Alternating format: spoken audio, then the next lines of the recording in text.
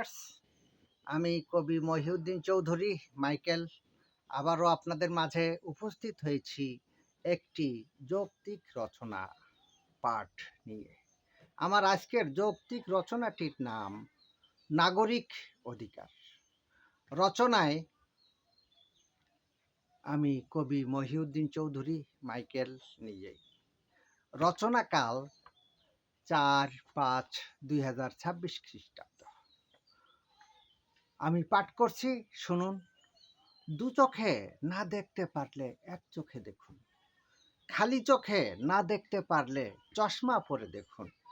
এক ধর্মের দেশ নয় বাংলাদেশ, এক জাতির দেশ নয় বাংলাদেশ, বহু জাতি বহু ধর্মের দেশ বাংলাদেশ।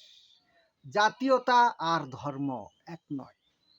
পাকিস্তানের জাতির পিতা কায়েদে আজম মোহাম্মদ আলী জিন্নাহ এর দ্বিজাতি তত্ত্ব ভুল ছিল। উনি ধর্মকে জাতি আখ্যা দিয়েছিল। তাছাড়া এদেশে বহু ধর্মের লোক থাকলেও উনি হিন্দু এবং মুসলিম দুটো ধর্মকে দুটি জাতি আখ্যা দিয়েছিল। এটা শুধুমাত্র উনি ও ওনার দল তৎকালীন মুসলিম লীগকে রাষ্ট্র ক্ষমতায় অধিষ্ঠিত করার এক লালসাপূর্ণ কৌশল ছিল।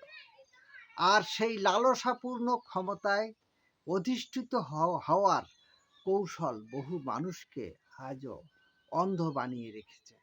আর কিছু মানুষ এর সুযোগ শুরু থেকে এ পর্যন্ত গ্রহণ করে আসছে। এটাই যৌক্তিক বাস্তবতা। বর্তমান আইনের দৃষ্টিতে এদেশের সকল নাগরিকের অধিকার সমান। আমার যৌক্তিক রচনাটি এই পর্যন্ত। সবাইকে ধন্যবাদ।